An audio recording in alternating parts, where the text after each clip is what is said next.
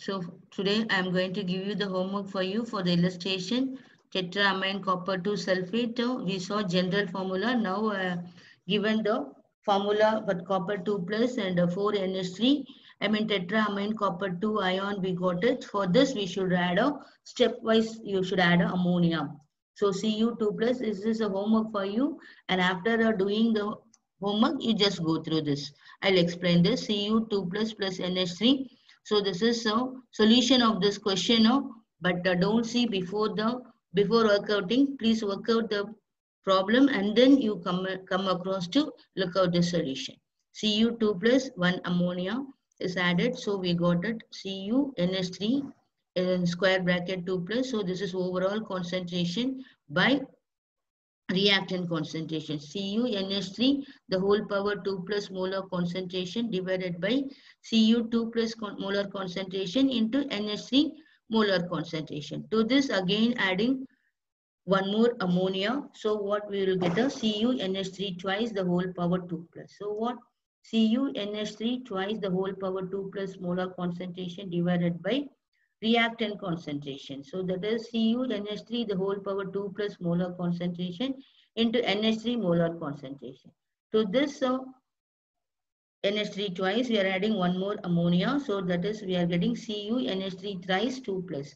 So CuNH3 thrice the whole power 2 plus molar concentration divided by reactant molar concentration. CuNH3 twice 2 plus molar concentration into ammonia concentration. Again, you are adding one more ammonia, CuNH3 thrice 2 plus NH3. So UNH3 4 2 plus.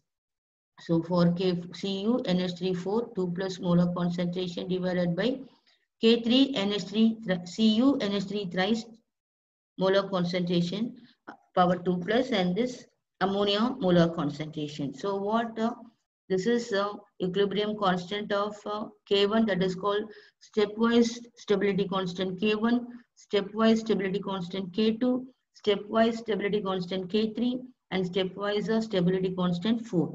So the overall stability constant beta 4 equal to, we should apply this initial equation by adding at a stage 4 ammonia. This is stepwise we are added. Here at a stage we have added.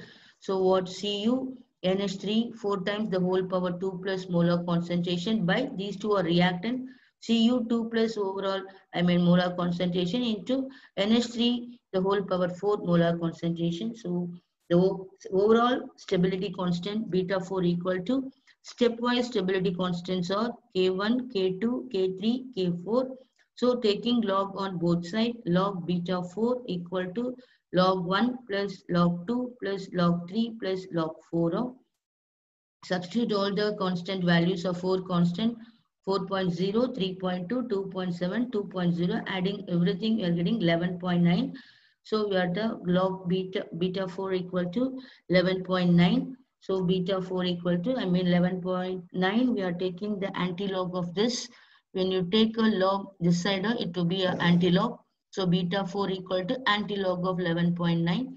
So 0.9 anti-log is 7.9. The power is 10 to the power 11. So beta 4 value equal to 7.9 into 10 to the power 11. And cadmium, tetraamine cadmium bromolated 2 ion log values 2.6, 2.1, 1.4, 0.0, sorry 0.9 and 7.0 gives a 1 into 10 to the power of, 7 it is getting. After taking the antilog of 7, we are getting 1 into 10 to the power of 7. So for tetraamine copper 2 ion is more stable than cadmium, tetraamine cadmium 2 ion. That is why copper 2 plus does not form the precipitate with the copper sulfide and H2S gas is passed. While cadmium 2 plus, where H2S passed to this compound, it gives a yellow precipitate.